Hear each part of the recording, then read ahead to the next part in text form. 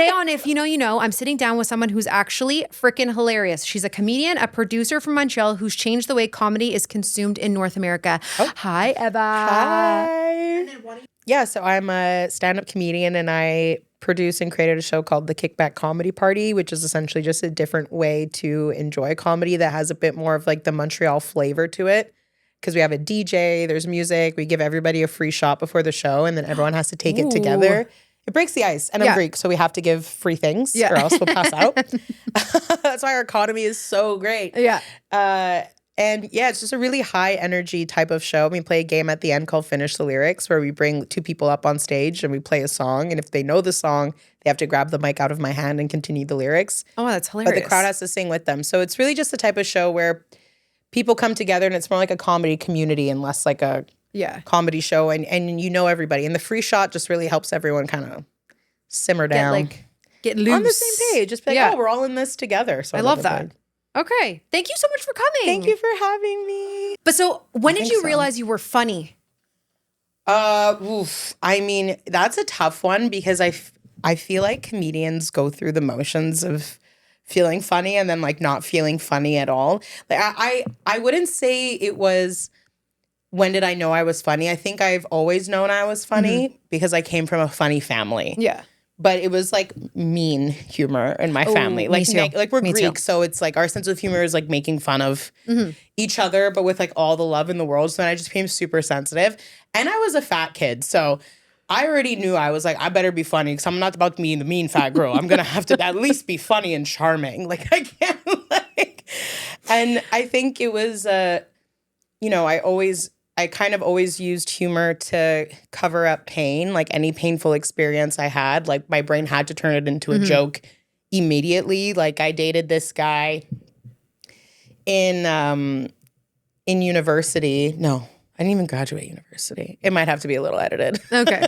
No, because people love this. Dated this guy in college who like broke my heart. Okay. I went to Vanier College, dated an Armenian, thought I was going to move to St. Dorothy or something. Like my heart was set on it.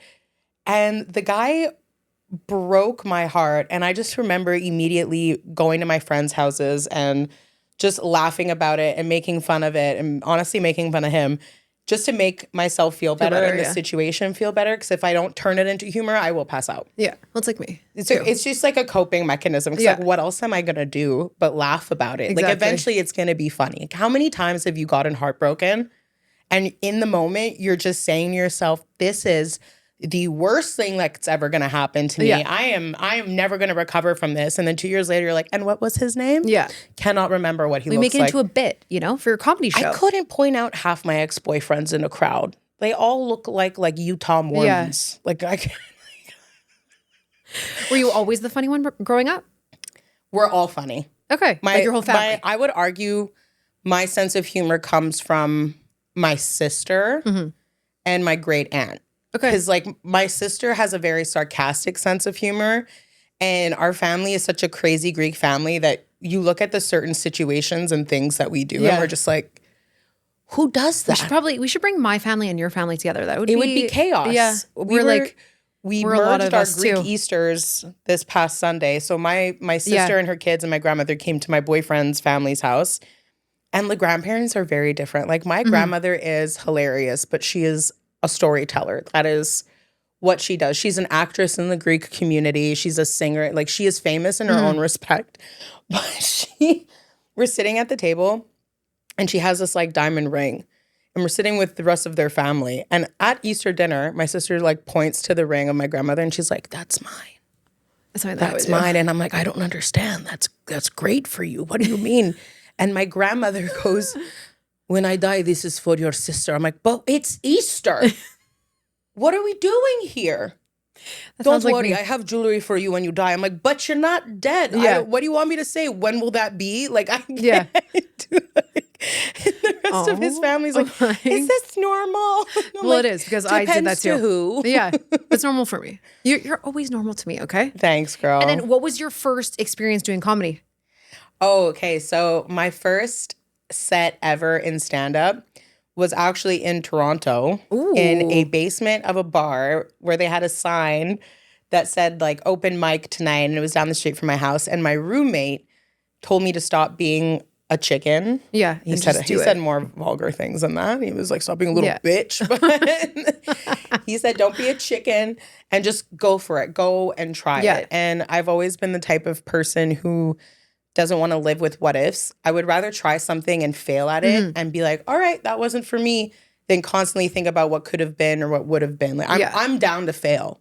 I think it's a great thing to fail.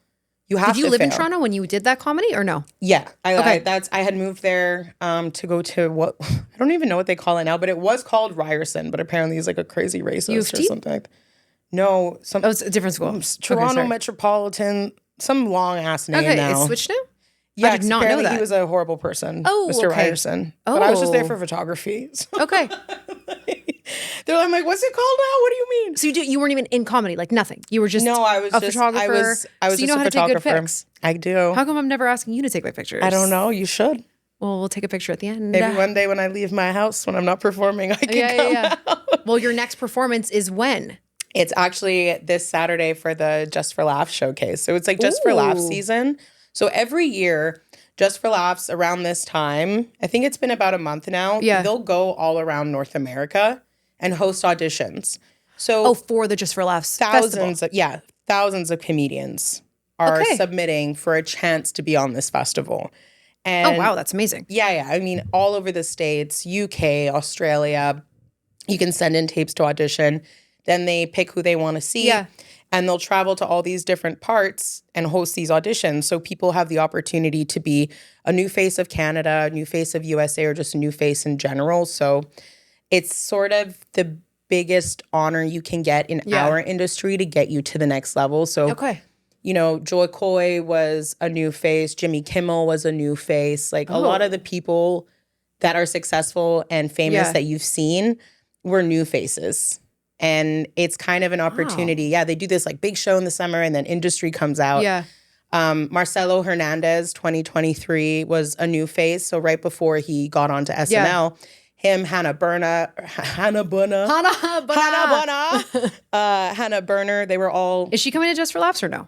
I have no idea. Okay. I have no idea. They haven't even... They're still in audition phase. So okay, so right. But it's cool because, you know, I think in past years, it was harder to get on the festival. And now there's more local comics from Montreal on the festival than there's ever been.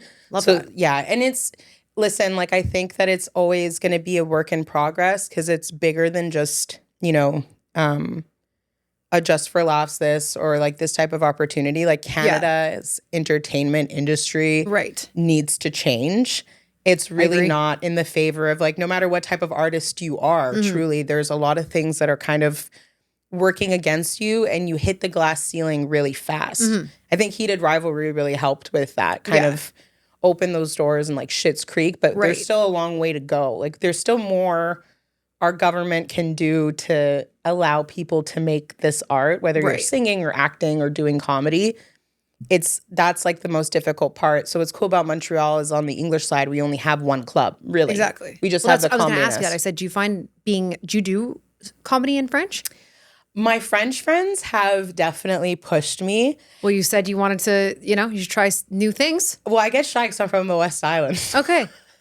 and I'm dyslexic, so I was bad in every language, and my parents were putting me in Greek school on Saturdays. So I'm just like a dyslexic child being maybe in the summer you'll try French. I'll be there. I've done French once, and that's one thing I want to say. There is a huge misconception that the French and the English don't get along. Yeah. And that's something I've always spoke really passionately about because at least in our industry, in the comedy industry, the French side are our absolute champions. Like they really encourage us to try French. When they want to try English, they come and try English. And everybody more or less really helps each other. Yeah. And it makes me upset to see in the media like these discussions, I'm an Anglo, but I'm a Quebecer and I want to learn French. I did have to go to Club Med to learn all my French because I just... What? Well, yeah, it's a French-owned company. Yeah. And so I applied, but I was finally around a lot of people who spoke French. So I was able to learn and catch on, whereas like you grow up in the West Island, I had one French class. I went to like Cooper Academy. It's like me too. On a scholarship. So I was like not fitting in with a lot of the kids at first. I forgot what I was saying. What the fuck was I saying? We're just getting to we're Am having I the best time. But rambling? did you bomb at first when you did your first? Yeah, where did you first do comedy? And I'm like, there's a problem in our industry. I have ADHD. It's like you're literally, we went from, were you, and then, woo, but you're like me. It's okay. Sorry. But I don't care. Did you bomb the first time? Yeah. And by the way, it's my podcast, so I can make this 4 hours long if we wanted to. So talk as much as you want. Okay, yeah. So I'll restart this for the clips so it makes more sense. And by the way, we're not editing this, so do whatever you want. Right. But the first time I ever did comedy was in a basement in Toronto on a street called Ossington, and my roommate dared me to just go do comedy. It's like enough being you're obsessed with it, you think about it, you dream about it every night, you never stop talking about it. I would wake up just with jokes in my head and go to sleep with jokes in my head. And I got way too drunk. I got a little stoned.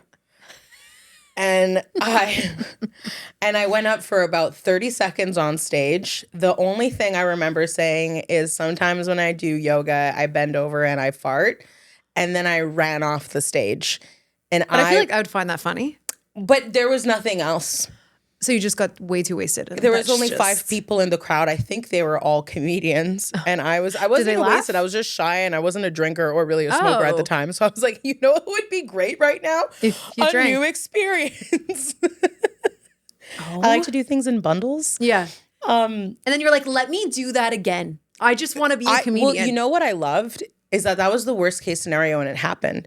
So I actually bombed, got off the stage and was like the happiest kid. Right. I was like, oh my God, I'm a comic. I just bombed. Like, this is great. Like, that was the worst thing that could have happened and I did it. I'm not afraid of anything anymore, And it was really beautiful to live with that what if. Mm-hmm. And maybe I'm not good at it. Maybe I will be. Who knows? And I stayed in comedy until 2018. And I was really happy and I was really proud of myself. Like I had gone to New York. I had done Gotham. Mm-hmm. I had done like really cool things that at the time I was really, really proud of. But my mom was very sick. Yeah. And it was kind of getting to the point where it was taking over my life. And I had to tell myself, I got to get out of Canada. I got to do something quick to get out of Canada. Because I need to find out who I am. That's not like Jimmy's daughter, Jenny's daughter, Dana's sister, Alex's sister. Like I just don't know who I am. Yeah. And so I applied for Club Med as a social media manager. I got the job. And within 3 weeks, I was shipped to Punta Cana. And everyone was saying, like, how could you quit comedy? But aren't you afraid of being behind in comedy? Like, what are you going to do? And I always remember saying, if it's meant for me, it'll come back for me. I proved to myself that I was funny. Yeah. I proved to myself that I have the potential to do it.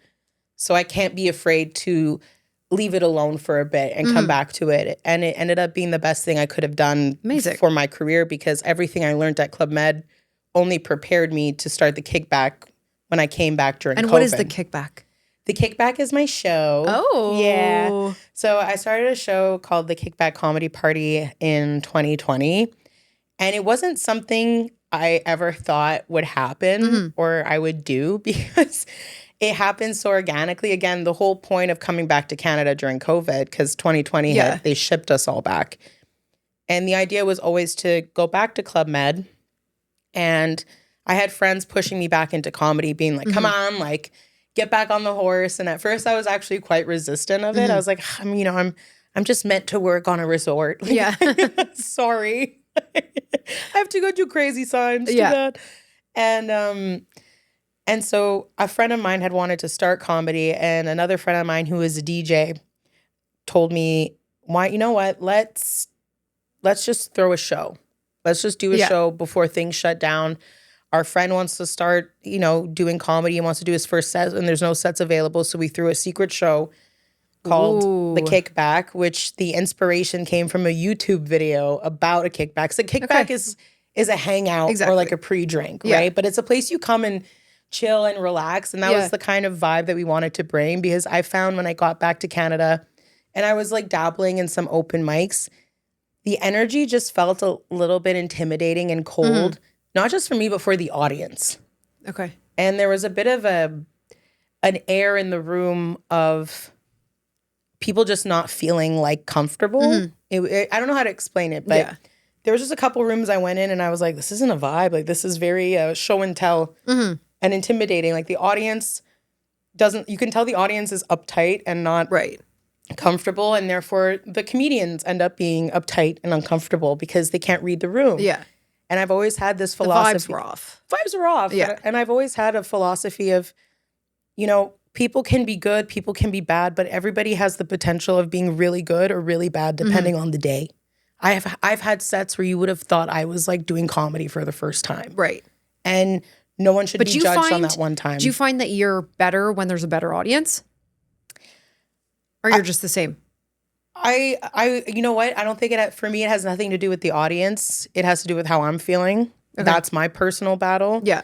Is I have trouble compartmentalizing when I'm not having a good day. Yeah. And then performing on stage. What I will say is whenever I've felt overly calm before a set, I don't usually do well. But whenever I'm like fucking nervous, then it's amazing. Then you get on stage and just something turns on and you're like, I gotta survive. So what do you do before a show to be intent? Like, to be crazy? Nothing? It's just the day? I just sit there. And you're like, I wonder how it's gonna go. Yeah, I'm just like, I'm nervous. I just say it out loud. I'm just like, I'm nervous. But you usually kill it. So good for you. Yeah, sometimes, everybody, you have to have bad sets. Yeah. It's important. Yeah. You can't always be amazing all the time. No, and you also know how to adapt to different crowds. Like sometimes I always scan the audience first. I'm like, what's the vibe here? Yeah. Which joke should I pull out of my Rolodex for this specific crowd? And a lot of comedians will have different opinions on that method. Some comedians are like, do your set no matter what. I don't care. It's my set. You enjoy it. Are they successful? Some are, yeah. Yeah. So it works for just wondering. Just wondering, Some are. And I respect that too. I'm a little bit more of like, I don't think this crowd's gonna like my bisexual jokes. So I might leave that one out. Or I don't think this crowd's gonna appreciate like my dirtiest jokes. And that doesn't mean I'm muting myself, but if I am doing comedy at an elementary school, okay, obviously. I can't. You're not going to do your friggin... No, but some comics will be like, I don't care. I'm doing my set. And I'm like, well, I care. And I don't want to get arrested. And also, you'll never be asked back. So, and people talk. And you should have enough jokes to be able to switch some stuff out, in my opinion. But you ever feel like you always have to be on? Like in life? In life, I used to feel that way. Not anymore. Okay. Because I know I've gotten a lot better at respecting myself and my time that I need to rest so that when I do go out and I am on, I'm genuinely on. Because I find I find I have to always be on. Obviously not with friends, but like everyone goes, oh, Tory, she's so funny. She's like not a comedian funny, but just, a little crazy, whatever. And so when I'm not crazy, everyone's like, oh, must be in a horrible mood. It's yeah. No, I'm literally just being normal. Like I just don't want to talk today. Like, what's wrong? You're not speaking. Yeah. Yeah, well, can you not speak? And then you're like, no, I'm fine. And everyone's like, oh, she must be in a bad mood. She must be in a bad place. Like, no, I just don't want to talk today. Well, what I will say is that I am the same person, I would say consistently. Yeah. Like I'm saying like a lot and I got to stop. It's better than always saying, and so, that's what I do. Therefore. Yeah. Therefore. Yeah, there. I'm fucking 33. My knee's already popping off as it's bending the wrong way. You're 33. You're 2 years younger than me. Next week, I'm 33. Next Thursday. God, you're a Taurus. A Taurus. Or is that the sign of the devil? Wait, when's your birthday? April 23rd. Okay. My brother's 24th, or maybe my sister's 24th. And then my other brother, I don't know, I get them all mixed up. 24, 26. Tauruses? Yeah. Why is that bad?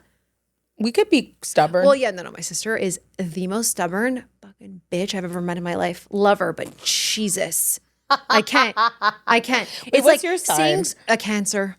Oh, no, but we love each other. Taurus and Cancers. Yeah. I get along. I mean, it's the so friend funny. that dared me to do comedy was a Cancer. So there you go. Yeah. But that's why. So everyone was talking about Alex Earl and her sister getting into it. Like, did you hear about this? How her sister and her got into a huge fight on TikTok, but it was like not even a fight. She literally told her, she said, I don't want to be around you, leave. And everyone's like, and people were like, oh my God, how can you be so mean to your sister? I'm like, and then so I went on TikTok. Fist fought. I literally was on TikTok And I said, I remember I have such vivid like stories about how I used to like be crazy with my sister. She came from behind, slammed me in the head with a box one time. Like it was bad. We had like WWE fights, but we're best friends now, so it's fine. Also, everyone, we're children from the 90s, so I just want you to know that was not abuse. That was character building for us, literally. Okay? Like, I got pulled by the hair by my sisters and brothers. Obviously. Like, what do you mean? I remember I'm pretty sure I still have a scar, like, somewhere on my chest because my sister, when we were away, she got so mad at me because I was making fun of her.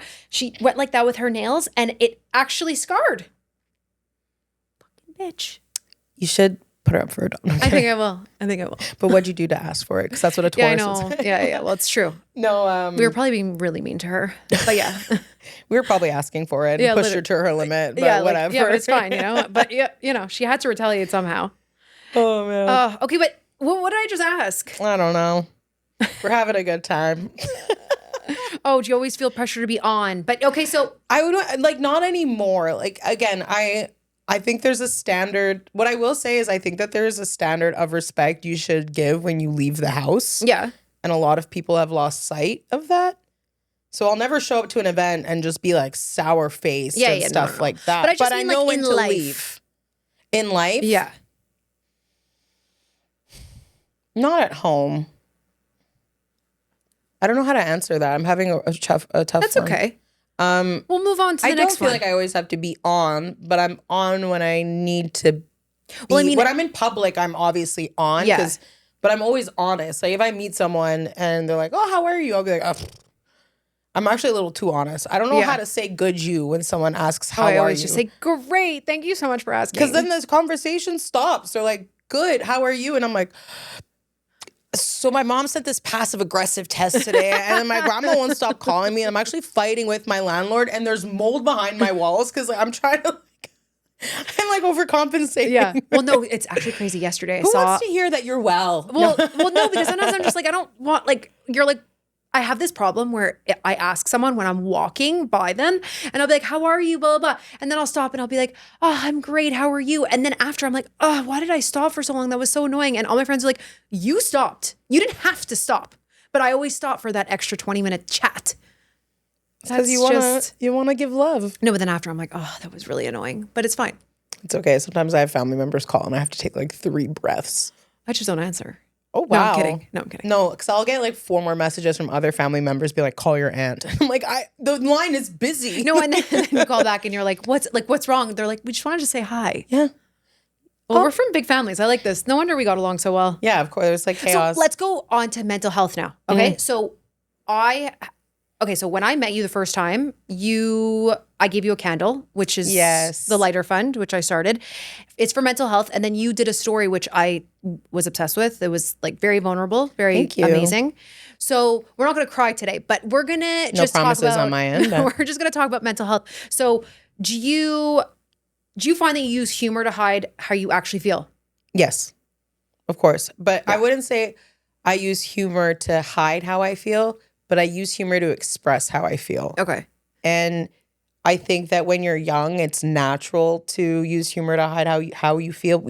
When I met my now boyfriend, I met him in grade 5 when I had just switched schools, and he was the only other Greek kid in class, and I was just obsessed with him. And we were playing tag in the yard during recess, and I was wearing those pants that used to just be like buttons on the side. Oh, yes. And this girl, Christine, stepped on my pants and pantsed me in front of the entire schoolyard. But I'm competitive, so I don't even notice.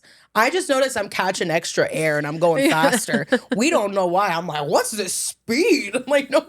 And I saw I had no pants on, and I look across the yard and I see my now boyfriend dying of laughter on the ground on the grass. And I remember in that moment, and I'm 10 years old, but I remember that it kind of scarred me. I remember saying, no one gets to laugh first but me. True. And so I had an option. I said, Eva, you either cry because you got pantsed in front of grade 5 and grade 6, or you laugh harder than all these motherfuckers. And so you did. And I was like, I lost my, I was like, oh yeah, you think you could, well, I find this funnier than you find it. And now we're going to get married one day. One day, someday. But like going back to your pants, did that like, you had to snap them back? I had to go back and get them because they were long gone. I was Usain Bolt. They were long gone. I couldn't tell Christine pants me. She was trying to catch me and just stepped on them. They went. Oh my God. It's like basketball practice when we used to freaking, you know? You know, it's so fucked up. Do you remember in high school, we all used to just pants each other? I know. That's crazy.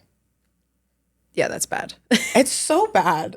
I thought about it the other day. I used to do that. Like, I think my family, like, we used to do that to each other. I still do it to my boyfriend when he's washing the dishes. And he's and like, pants.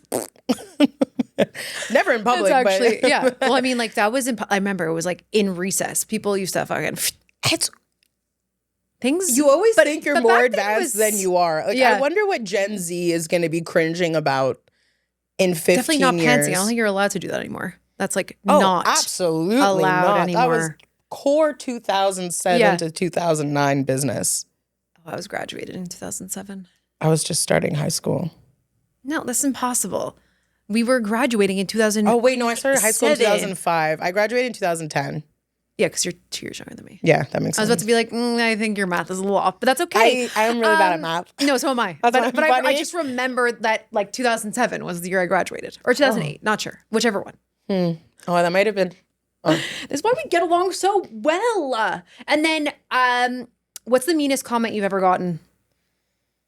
It was from my grandmother, and she said, "You look bad in those pants." That's like a normal day for me. And you're fat.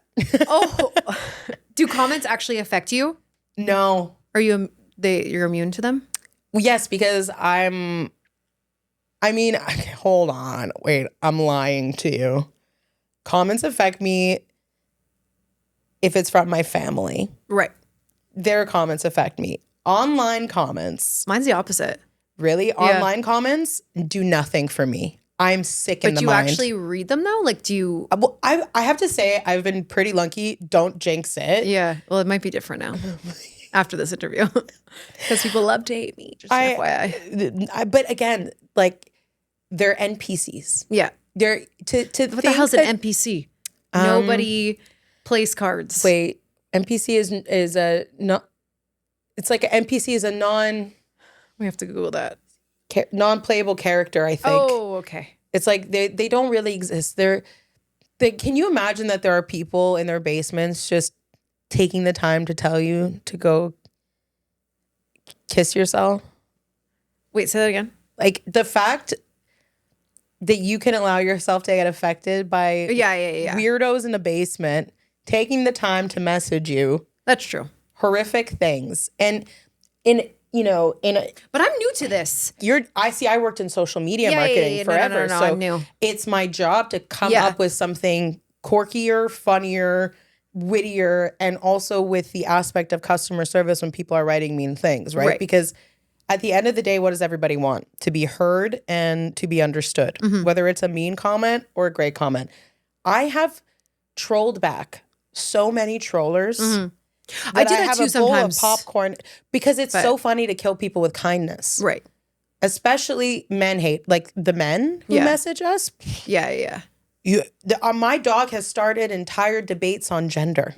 Oh, the videos of my dog that have gone viral for like not liking men. And men are in the comments being like, femcells, you guys should. And I'm like, are you having a hard day? Are you okay, Brian? And then they're nice after, right? Are you okay, Brian? It seems like you're having a tough day if you're spending your time like this. Oh, sorry. It's all love. Like, it's just, it's like some 15-year-old kid who's pretending there's somebody else saying like the meanest shit to you. And you're like, hey, I hope every light turns green for you on the way home. And they're like, what did you say to me? Oh, that's such a good comeback. I'm going to do that. It's funnier because they're not expecting, you have to think about how angry inside people must be to leave a hate comment. Yeah. And they hate themselves. So why am I going to be hurt by your weird comment? I'm not taking the time out of my day. I'm in a therapy session right now. I love it. Great. You should be. And you know what? It's $300 cheaper. Someone's DMing you to do something bad to yourself. Oh my God. Yeah. Go home to your wife, babe. Like, what are you doing? Well, sometimes I try to find who they are on their emails. How do you not laugh at their profile pictures? Every time I have seen a dumb person say a dumb thing online, straight to the profile, Jesus loves you. God loves you. Be good, do good. Yeah, You're the meanest person I've ever seen in my life. Because you're going to be fine at the end of the day. Yeah. You're going to be happy. You're going to have a great life. You're going to have a full and wonderful life. And they're still going to be commenting on your posts. That's true. And we're just trying to grow ourselves.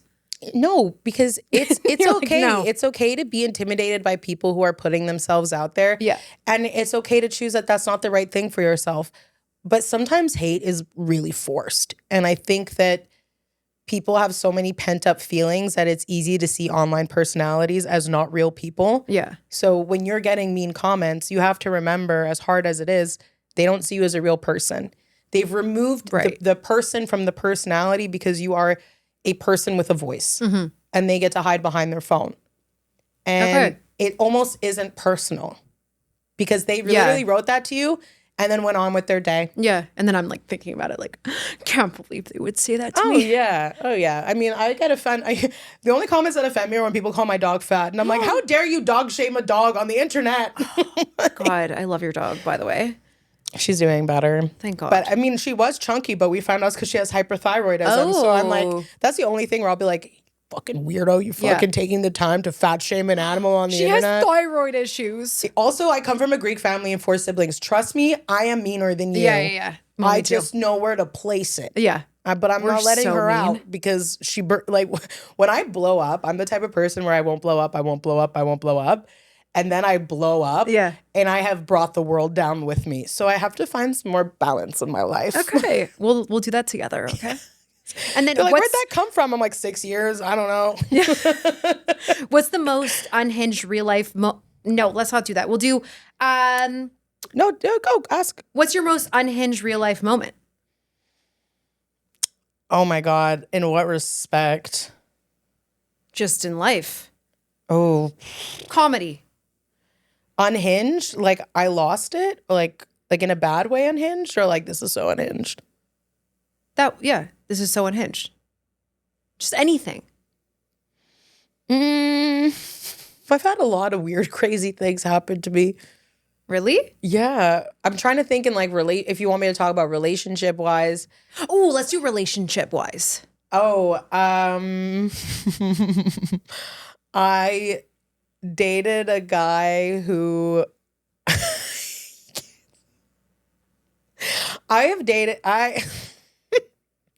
No, I can't. Please. Please. You know what? We need everything. Please. I don't know. No, I can't do that. I have a lot of goods. I dated a guy once from the West Island. Yeah. Who treated me so badly, it was comical. Like comical in the sense of he had an obsession with making penis cakes. He'd make penis cakes for all my friends. Yeah. I think I might have dated a couple gay guys, to be honest. I might have been a beard, and I'm happy to have been there for you, by the way. I just wish we could have come out together, all right? I didn't have to be the preface to this journey. Yeah. I should have saw the red flags, so I'm like, these are a lot of dick cakes. Like, you're really good at those veins. Like, But why? I don't know. He decided he wanted to be a baker, and I was like, why are you so good at those veins?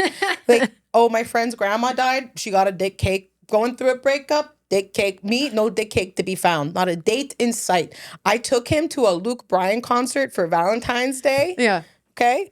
Luke in Jersey City, fully paid for. Do you know what I got for Valentine's Day? A picture of the dinner. Drawn. Put in a Cadbury egg that he had opened and then melted back together. And there wasn't even 2 chairs at this dinner. There was 1 chair and 1 lobster in the drawing. I said, are we breaking up? Like, what's going on? He treated me so bad. It was so funny. Yeah. Because at one time I fractured my ankle in soccer, was transported by ambulance to the hospital. My friend messages him being like, Eva's in the hospital. Are you showing up? And he's like, I'm having a couple beers with Phil, but I feel like she's in good hands with you. And then what's crazy is you break up with people and the majority of the time, for some reason, they never saw it coming. It came out of nowhere. Buddy, it came off the 40 East, okay? It came from the 20 West. It came from the 15 North. It came from every fucking direction. And I remember my friends I fell for peer pressure because I was so upset. My friends were like, you need to break up with this guy. But I bet you won't break up with him because they know how to get to me. I'm like, oh, you bet I won't break up with him. Yeah. I'll break up with him right now. So I did. And he shows up to my house finally. And he can't believe we're breaking up. I'm like, that's crazy. I'm pretty sure you know why we're breaking up. Yeah. And we're sitting in the car and he goes, it's not over till the fat lady sings. And I swear to God, I went, oh my God, stop. Yeah. And then my friends pulled up like in that moment being like, so why are you treating her so bad? That I loved being 18. Yeah. 18 in a group of friends was so fun because you all broke up with him. Everybody was in the breakup together. It was the best. Someone got broken up with their boyfriend. They're like, round the troops. Yeah, and the group chat would just show up. The group chat's the best. The group chat is the best and the worst. Fuck, I need to come see one of your sets. Well, you should come on Saturday. I'm so sorry. You're fine. What time is it on Saturday? 7 p.m. at Cafe Cleopatra. Ooh. I love Cafe Cleopatra. And then, what's your biggest red flag? In me? Yep. Ooh, my biggest red flag, I go from 0 to 100 when I'm really upset. Okay. That's not really a red flag. That's just passion. Thank you. And that's your red flag is that you saw that as passion and not a red flag. What's something that you do that you know is unhinged? I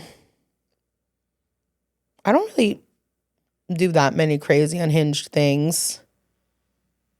I would say my most unhinged thing that I do is the most unhinged thing that I do is the exact opposite of what you tell me to do. If someone tells me no or that I cannot do something or that this will never work, I'm such a stubborn Greek woman that I will do it for the sake of doing it out of spite. Oh my God, no. The most unhinged thing I've ever done that I have zero regrets for is creating a Canadian tour with my best friend Michelle, where we went around Canada and we created a show called Uncuffed, where we would go to different cities around Canada and roast people's exes. Ooh. Because I had broken up with my ex who destroyed me. Yeah. Like you know when the breakup is so bad that it's almost worse after the breakup? Because people start coming out of the woodworks. And they're like, oh my God. I always knew there was this situation and that situation and this happened. And you're like, it was whiplash for me. And so to get over the breakup, I hosted a roast your ex breakup party. Oh my God, I love that. And yeah, like 100. And I roasted my ex. People came up and gave testimonies and I roasted their ex. And the whole idea was we don't roast you, but we roast the person who hurt you. Okay. And my best friend and I did that and traveled around Canada with it. Like Edmonton, BC, Toronto. And my ex was but furious. Yeah, obviously. Furious with me. Because we call it Uncuffed. And he's like, who would do that? Why are you doing that? Why are you doing that to me? I'm like, my bad, you're my muse. Yeah. Don't be my, then don't do the shit you did for then. Me, you know? Sorry you did everything that you did. Oh my, do you have to do that again? We should. I will say it kind of got to a point where people were unloading some pretty heavy things. And we were like, we're not clinically qualified. Yeah. But it was fun. That was definitely the most unhinged, hilarious thing I've ever done because he was so mad. And in all fairness, in retrospect, rightfully so. Yeah. He did some pretty shitty things to me, but I then said, oh, well, you know what I'm going to do about this? I'm going to go on tour. Yeah. And I'm going to tell everybody how bad you are. I'm going to roast your ass. Yeah. And I'm going to roast the person before you's ass and the person before them's ass.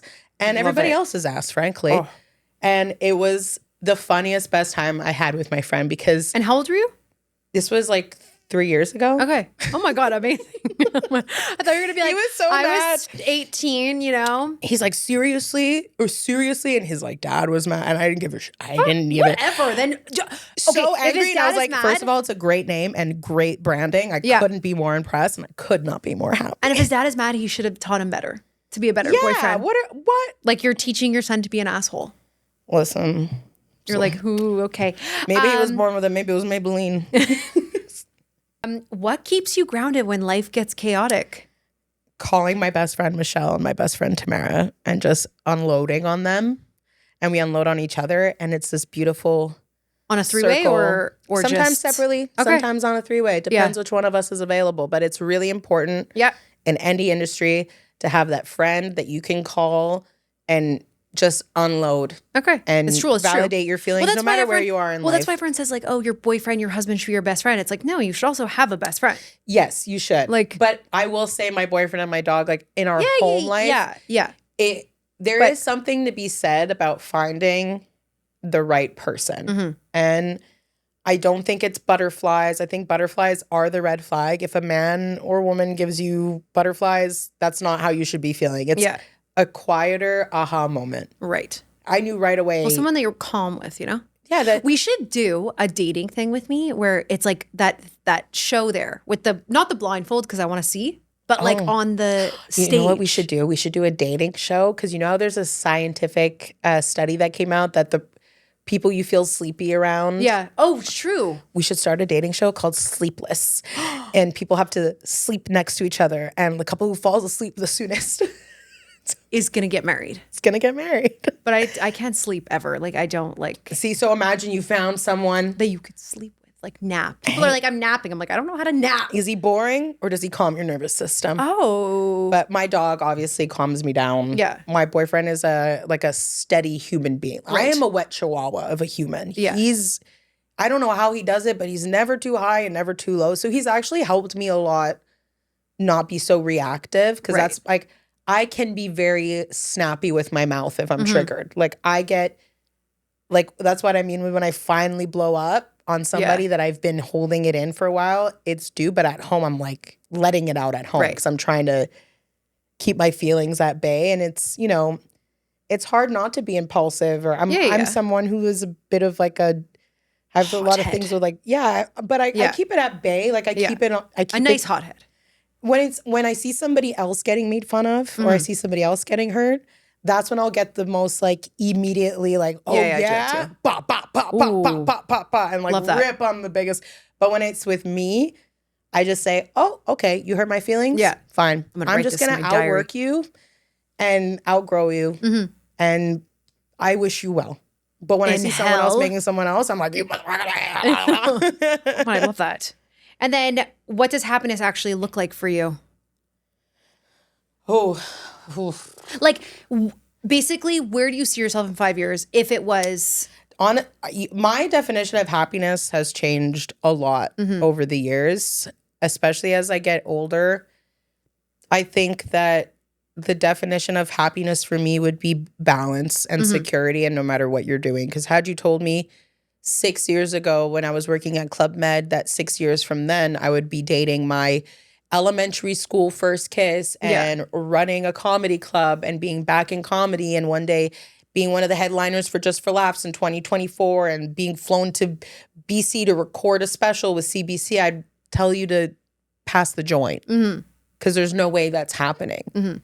And so I think I sort of let go of this ultimate dream and this ultimate I need to be this and I need to be that because at the end of the day, as long as you're healthy, the people you love are alive and you have a good support system, good friends, and a healthy bank account. Yeah.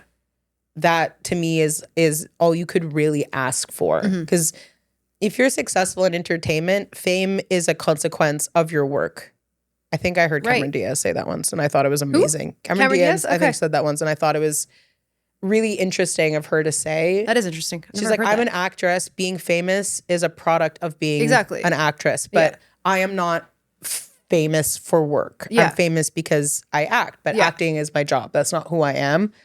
Because life changes, right? I'm not going to be going on stage in my 60s and 70s. And I'll probably have a broken hip. So I want to build something that sustains itself longer than me. Yeah.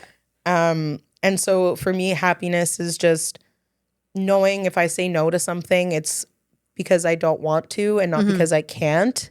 And that has not been the case for me ever, but I'm still working towards it. Yeah.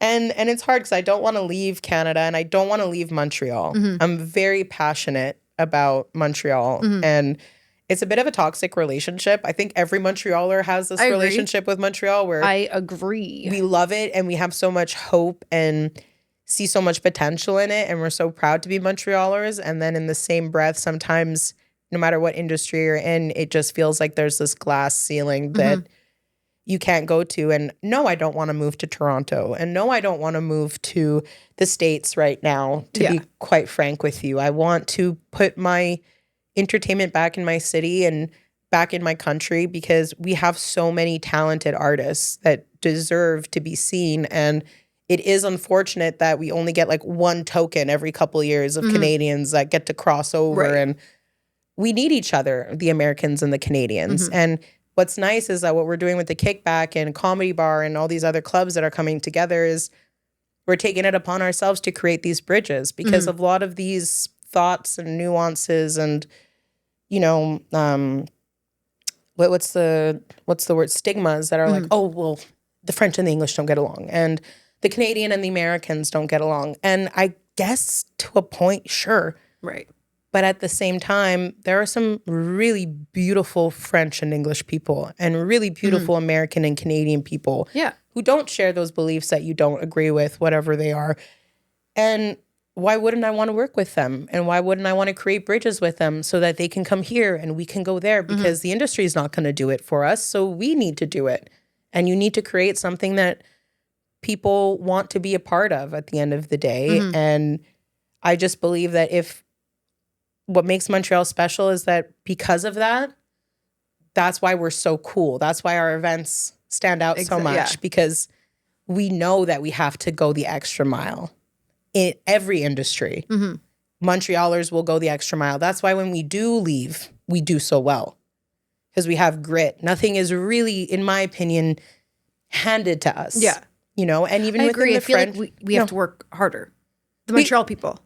Yeah, we do have to work harder. And it's not to say, like, again, I don't like it's because the French get more. Yes, but two things can be true, right? There are also tons of Québécois comics and Québécois artists who are also fighting with their higher ups and their systems and their culture, who want to keep working with people from France, and they're not giving locals their opportunities. And it unfortunately is going to take a really long time to fix, but I really believe that from where I'm standing, the local initiatives that artists are taking upon themselves to improve the entertainment industry is like uncomparable. Right. To like, I think in the next 5 years, Montreal is going to be back. It's just hard. You know, there's venue crises. The housing has really hurt our city, truly, because why was everyone meeting in Montreal? Why was Montreal the capital of art and entertainment and culture and all these festivals? Because it was affordable for artists to live here. Okay. So we can make that art. Yeah. And I think a lot of people don't understand. And frankly, I think it's bullshit that there is nothing set up for artists in both languages to really provide that service for people who need it. And, you know, comedy is healing. Comedy is something that people go to feel better. And it's our job to make you feel good. You don't go to a comedy show to feel bad. Yeah. You go to a comedy show because you're having a bad day and you need a laugh. And it's our job to provide that service and make you feel good. But so many of us suffer behind the scenes in the name of making you feel good, because we're kind of alone in this to create it. And we want it so bad that we're willing to do it. You know, like I've dedicated 6 years of my life to the Kickback, and I haven't always made profit. And there's been days I've had 94 cents in my account and I owe people money. And comedians have been incredibly patient with me because I was honest. I said, hey, this is my situation. My venue cost me this, and this, and we didn't sell as many tickets. And it's going to come out of my pocket. And I'm so sorry if you don't mind waiting. And, you know, 99% of the time people are like, yeah, I got you, because we all need to be producers. We're in a time right now where every artist also needs to be a producer. Can't just be a singer or just a comedian. You have to create something to provide back to the community, which I wouldn't say is a good thing or a bad thing. It's just the thing that's happening right now. We don't really have a choice but to do it. Like if I would have not created the Kickback, it'd be 6 years of me still doing open mics. Right. Because there's only so much room and so many comedians who are fighting for the same spot that it is on us. And now there are so many wonderful collectives that have popped up in Montreal, and like comedians are really helping each other and trying on both sides. The French are coming over here, we're going over there. And it's like, I think that should be spoken about. Well, you know what? You did a beautiful job. Thank you. We're going to do a rapid fire now, okay? Okay. But so it's not like you're long, like. I know I have long-winded answers. Yeah, I'm sorry. 1 second, okay? Sorry, so here. babe. Actually, no, we'll do those after. So I know these are going to be terrible clips because they're way too long. No, it doesn't matter. Who cares? That's not the point of having a podcast. A podcast is trying to inform people on information. I just went on like a passionate rant. So here, one word to describe Montreal. Amazing. Okay. Best drunk food spot. Polo and Suzanne. Oh, most overrated restaurant. Hey, listen, Smoke Meat Pete's. Most underrated hidden gem. Cafe Monk. Ooh. Plateau, Mile End, or Old Port. You know what? I've lived in all three. Mile End. Oh. Worst place to go on a first date. I know you're a comedy show. Worst place? Yes. But I feel like it's funny. You laugh. No. Hot take, comedy show for a first date. Get out of here. Stop making us do the work for you, buddy. Oh, Talk to her yourself. Don't make me do crowd work with me. How long have you been dating? Oh, too much. Sitting right in the front row. What are you doing? Yeah. If you are going to go on a date, sit in the back. Unless you're sick in the mind and sadistic and you want to go in the front. But yeah, but some people love that. Good. No, yes. But I'm honestly, my hot take is as a comedian, a first date at a comedy show could be good, could be bad. Fine. Okay. Most chaotic Montreal night you've had. That's not one word, but you know. I can't talk about that. Fine. Okay. Coffee spot you gatekeep. Coffee spot I gatekeep. Fluffy's on Wellington. Oh my God, these are all new spots for me. What your Uber rating says about you in Montreal. Just kidding. Okay. What my Uber rating says about me? Yeah. 4.8. Oh, I think that's bad though. Yeah. Because I think I'm oh no, maybe I'll have to go over. Wait, what? Do you understand that I was in an Uber and they asked me if I go out a lot and I said, no, never. And then he goes, well, your Uber rating is really bad. Have you vomited? And I was like, no. And they're like, ooh, that's probably why you don't get picked up ever. I'm like, what? I always get picked up. Wait, 4.8 I think is fine. 4.86 out of 5 stars. Okay, fine. I'm like, wait, who? What screams I just moved to Montreal? Moving to the plateau. So yeah, so living in the plateau. What screams moving to Montreal? I just moved to Montreal. Going to Cathcart and posting about it. Oh shit, I used to go there. That is concerning. Okay, a Montreal stereotype that's actually true. Griffintown sucks. Oh. Plateau girls versus Laval girls. Who's more dangerous? Laval girls. Mile End guys, immediate red flag or not? Listen, regardless of the color of the flag, it is something we all must go through to build character. Okay? You're just gonna have to do it. Okay, wait. Okay. Worst first date location, like for you in the past. Not worst date. Okay, my worst date ever. Yeah. Was at the W Hotel. Oh. Yeah, which again, you go into that and you're like, hey, this is going to be a great date. We get into the W Hotel. We go to like that little restaurant. This guy orders an entire plate of chocolate strawberries. Was it Valentine's Day? Nope. Oh. And then ate them all. And didn't even share? I didn't get a chance. How many were there? At least 6. I'd be so pissed. I would have left. I said, thank you so much for your time. So you dated him for 5 years after that, right? No, I never saw him again. There was another guy. The date lasted a good 30 seconds. That one was impressive. Wow. Yeah, it was like the first time I was gonna like hook up with a boy in a while, and it wasn't happening fast enough. And I was just like, I'm just gonna go home. I'm tired. And did you tell them, or you just left? I told him. Oh, okay. I said, you know what? I put my hand on the shoulder, and I said, I'm tired. Maybe some other time. I was new to trying to like hook up with people. Oh my, that's amazing. Like I was like, it wasn't like the movies. I was a fat girl who just got skinny. I was like, time for me to fuck. Like, okay. And I didn't know what I was doing. I was just like, wait, why are we doing this right now? And he's like, what? And I'm like, I'm gonna go home. Oh my, that's actually amazing. Okay, a Montreal opinion that will get you canceled. That would get you canceled. A Montreal opinion that would get me canceled? Does it have to be one I actually believe? No. Oh, that like Toronto is better. Okay.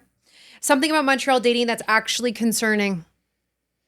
Why are all these men so sensitive? And why do they all have so much anxiety? What's going on? Why are all the boys so anxious? What's happening? That's true. My nose is leaking. That's why. Show me a man who's not anxious right now. Like, there's something going on, and all the women are like, "Come on!" Yeah. Well, no, it's true. I find the women are more. I mean, I don't know. This is my opinion, but I find that we're doing more. You're like in a relationship, but I find if you're on a dating app, you're doing more like, when am I like? You have to be like, when am I seeing you? Because this is a pen pal situation right now. Yeah. I mean, unless they're just not interested, which is fine. But my ADHD, match me. My ADHD and dating apps were never a match because I'd get a headache after swiping the fifth time, and then you know what I do? I reload when I'm feeling a little like whatever, and then I delete it 3 hours later, and then I'll reload it, and then it's like people are like, "You were just on this. Like, can you fucking get a clue?" And I'm like, well, if there was good options, I would stay on. What do you think about guys who put voice notes on their Hinge? That is the scariest thing ever. And I will never listen to your voice. I even hate listening to my voice. I think it's... You think I want to listen to your voice? One time I had a guy rap at me. Wait, so you were not seeing your boyfriend, like Hinge was around then? Yeah, between breaking up with my ex and then me and my boyfriend, I was on Hinge. I went to Vancouver to go cleanse my palate. And they had voice notes there? Yeah, these guys are like, do you want to come over and just like, I have an apartment in Vancouver, which is a big deal. Yeah. That's amazing. It's a big deal. Oh my God.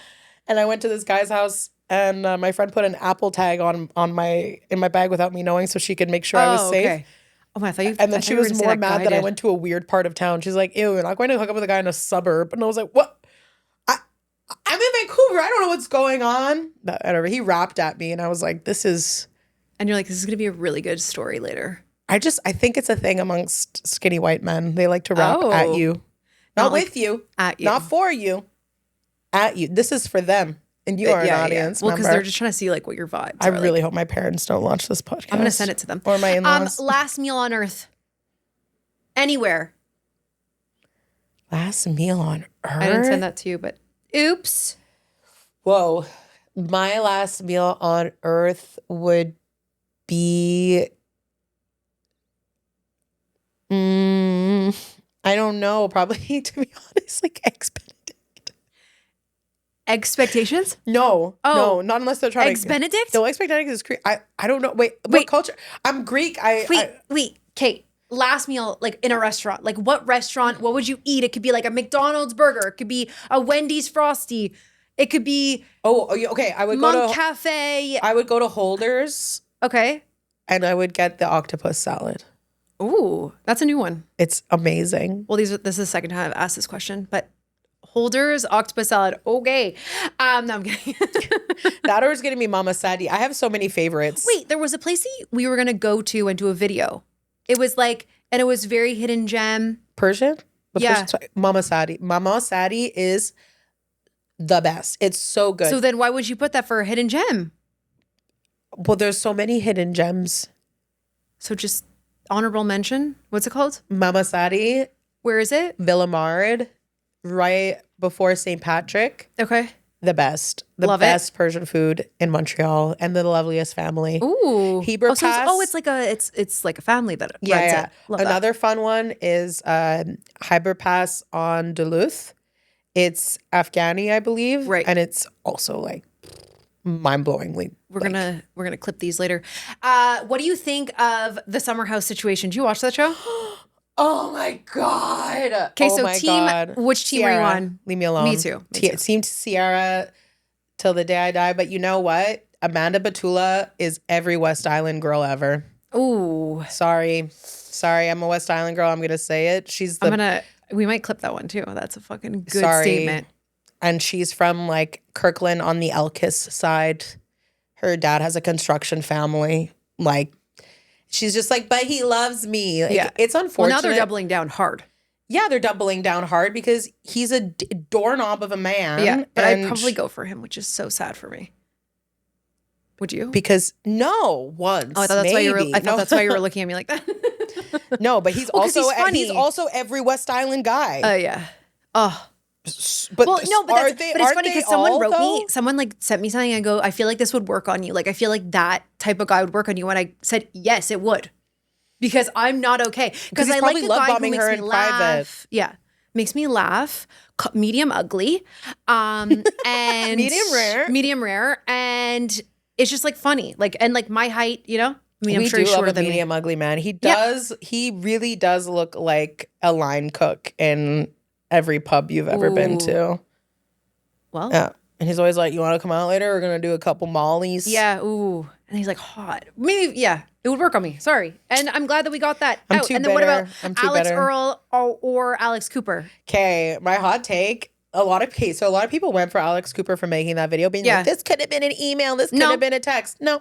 I'm Alex Cooper. I'm Alex Cooper too. I loved that. I was also, I feel like, I don't know, Alex Earl, fine. She's like a hot girl, whatever. But like, she's never like. I also feel like the Alex Cooper hate, personally, I feel like the Alex Cooper hate is a little bit forced. That girl is a genius. I'm sorry. She started something from nothing. Well, one of the videos was complaining about being like, she's an ambulance chaser. And I'm like, but it's kind of like what I am right now. No, but like hot take, okay? Yeah. She's an ambulance chaser. Oh my God, she's the first to get the story when something bad happens. Isn't that what journalism is?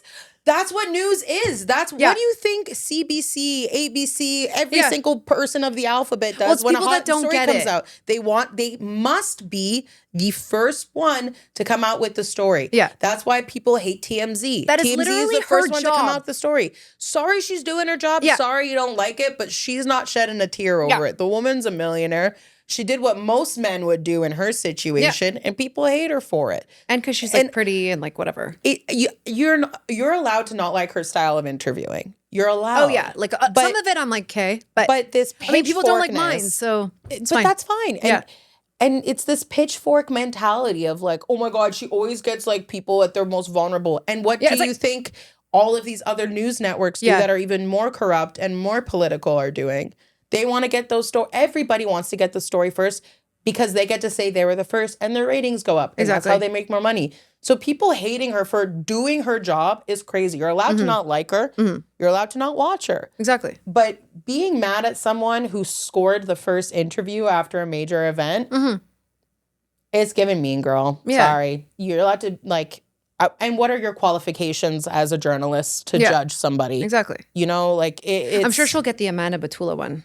After they do the reunion. I'm sure she will because she built the platform for it. Good for her. She's killing it. I'm not like outwardly defending her. Like I love her. No, I don't watch Call Her Daddy. Me neither. I see the clips on TikTok. Yeah, but like as someone who works in production, as someone who understands production, the girl's just doing her job. Exactly. And there are 18 more people still telling her what to do. And you think, what was 22 minutes?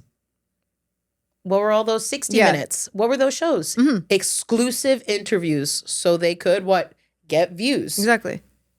It's just a different font and people are mad. I'm so glad that we could like talk about these things together, like the pop culture. Because I've never really like I usually, you know, I'm like very what's it called with other guests? Professional. Yeah, but you should be able to be both. I know. No, but I'm just saying, I love it. This is great. I love it. Me too. You know what? We'll do this once every 2 months until you get too big. Until you get too big and then you're never going to come on. Pop culture updates. Exactly. So if you enjoyed this episode, don't forget to like, comment, and subscribe. And let me know who you want to see on next. And if you know, you know.